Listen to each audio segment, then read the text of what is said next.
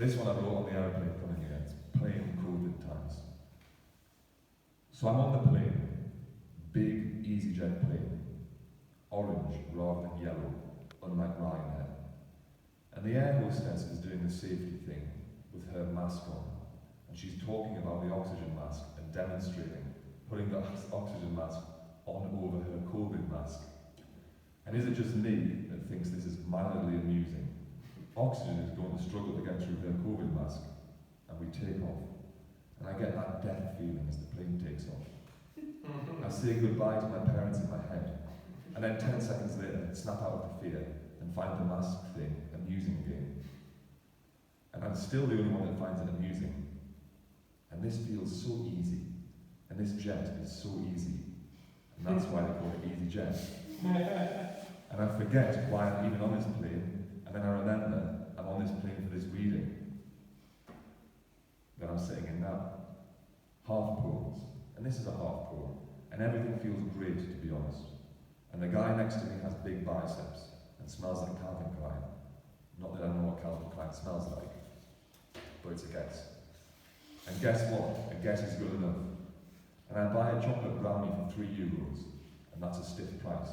But we are flying through the air at 800 miles per hour, or however fast the plane goes. And everyone's on their phones. And I don't mind anymore, so be it. What does it matter if everyone's on their phones? No one wanted to talk to each other before phones anyway. Long gone is the timeless, reading newspapers or fiddling with fingers. I've said goodbye. EasyJet traveller. Don't worry, your favourite in-flight magazine will be back. Who on earth's worried? But I know it's marketing, and that's also okay. No stress, no timeless, and yes, it's okay. I'm easy on the jet. End of quote. So this poem related to when I was a charity door-to-door worker. I suppose selling things is all the same, whether it's selling sofas, art, or charity. It's selling. The job felt like it was part of a different life, but it wasn't. It was part of its very life, just way back on the timeline. I could go on all day, selling the ridiculous special, shouting out loud and scooping out the eyes of passers-by. I could pointlessly go on all day, selling the ridiculous special, surrounded by buildings of my own design, with a pond full of angels' piss. I could go on all day, selling the ridiculous special, to farmers in quilted jackets and caramel chinos that walk greyhounds into the distance. The ridiculous special has me as headline, just for the day. Designer of worlds, killer of none, highly ideal, irresponsibly doomed, just broke the record for the world's largest yes. I could go on all day, bless. End quote. Note, it's awfully cliche that poets have no money. If they did have money, most likely they would do something else. I would be a painter. I would make thousands of small, sensuous paintings. I would give them to friends. I would just make them and make them. I would buy new paints every day. I would fill people's homes with my paintings. Don't worry, it would have nothing to do with me. I would use quality stretchers and good linen, and I would never feel guilty about it. And I would rid myself of all of the guilt and all of the baggage that comes with playing around with paint all day as a grown adult. Next quote, you don't have to clap the next one. Big guy. Big guy starts a fight with me, and I say simply, don't hit me, I'm arty. And with cig butt in his mouth, he chuckles and chucks his anger elsewhere and makes friends with me. Respect the currency. All he wanted to know was that I accept that he is harder than me and his cock is bigger, and I let him have that. And inside my head, I know I could kick his legs until he could no longer walk, then punch his lips until he could no longer talk, then lecture him about art. A beaten up captive audience member that would accept my half knowledge. Anyway, I didn't touch him, we became friends. End of poem. So this one's called Gallery Boogie. Note, it's better to bitch about imaginary people. So these people in this are imaginary people. 1. I'm standing in the gallery again. I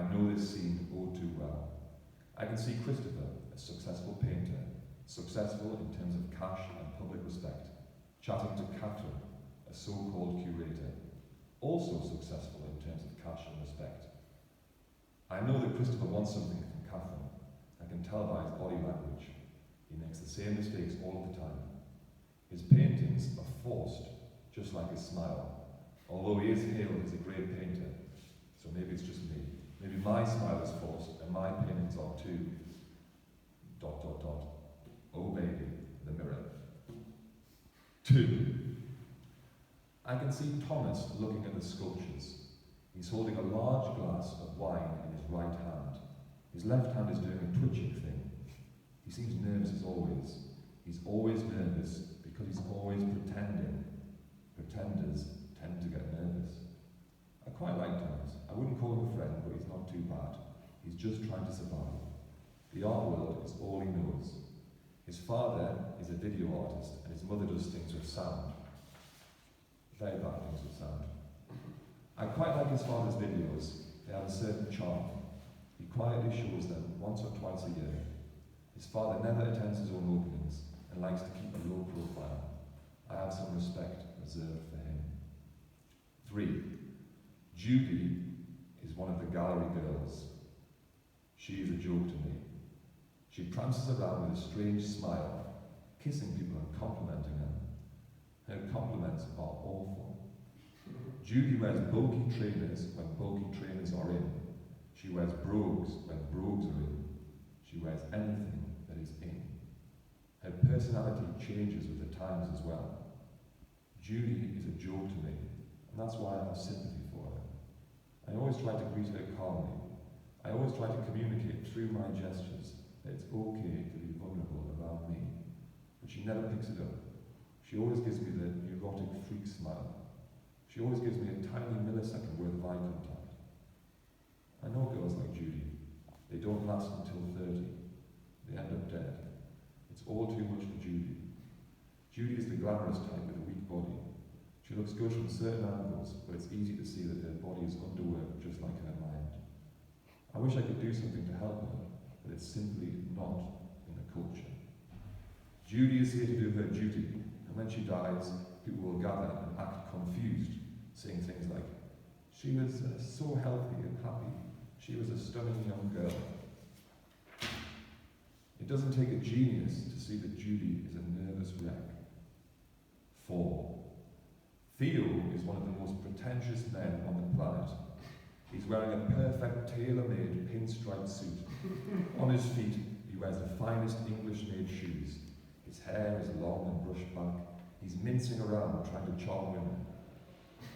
It works, believe it or not. Most of the cultural types that hang around here actually adore money, and he stinks of money.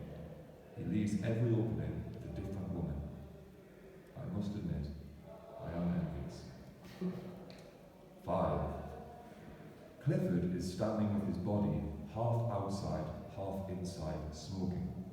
Clifford was and still is a professor at the art school I attended. I like him very much. He understands the circus. He manages to mingle without bitterness.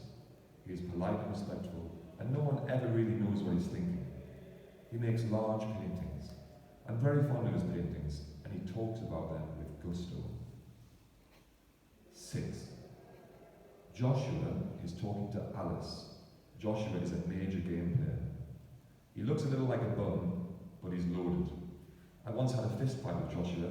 He knocked me on my arse. I deserved it, to be honest, as I was being drunk and obnoxious. He has a very hard punch. Alice is okay. I don't mind her, as long as she doesn't get onto identity stuff. She really goes on and on. She looks really ugly when she goes on and on. She looks so bad. She just needs to not go there, and then she's okay. She's not great. She's okay. 7. Christoph owns the gallery. He's always swiftly moving around trying to chat to everyone. He has nice energy, and I suppose that's exactly why he's doing okay for himself. I often ask myself how he feels when he gets home at night. 8. Anna is the cleaner. She attends the openings. She looks very different to the rest. She tries to look glam, but never quite makes the grade. I like her very much. She's a kind, open-hearted woman with simple thoughts, or so it seems that way. She is in fact my favourite person that attends the openings. She has no idea about art, but Christoph always invites her. Free booze and glamour is not an everyday thing for Anna, so once a month it's a special day for Anna. She walks around confused looking at the art. She confesses her confusion. To her it means almost nothing, but she understands that it's all about the ideas. Sometimes I talk to her about art, and she seems to have within her more wisdom than most of the idiots here. I've seen a lot of people be cruel towards her. Their cruelty is so sophisticated that she doesn't even understand that they are being cruel. I remember once, I will not name names, a man was very rude to her. I won't get into what he said. I decided to slash his car tires. I stood outside smoking and watched his reaction. It was priceless. Men like him deserve a lot worse, but my creativity when it comes to revenge is not great. I think the slashed tires was okay revenge, but it could be better. 9. Toby is sitting down on the gallery floor. He's the hysterical type. He's always dressed in mad attire. I used to dress in mad attire, so I don't blame him. He always looks utterly uncomfortable in the gallery, but tries to hide by looking like the punk clown. Most people think Toby's pathetic, but they tolerate him occasionally. Occasionally, he tries to do guerrilla performances, but they are always way beyond cringeworthy. It normally involves him yelling and hitting himself. I've also done a fair share of that, so again, I don't blame him. The truth is, this place is a joke. It tries to be serious, but always falls flat. Real men never hang out here. This place is for wimps that get kicks from cheap power play, and to be honest, I don't blame them, because the world is a vicious place. Some of the folks here have a genuine love for art. They are the reason I attend these gatherings. I have at least 7 or 8 people that I love to chat to and get drunk with, so it makes it all worthwhile. It's always good to know that at least a few people actually care. And as for the rest, fuck them. It's always been this way and it always will be this way. I'm grateful for this mess. End of poem. So this one's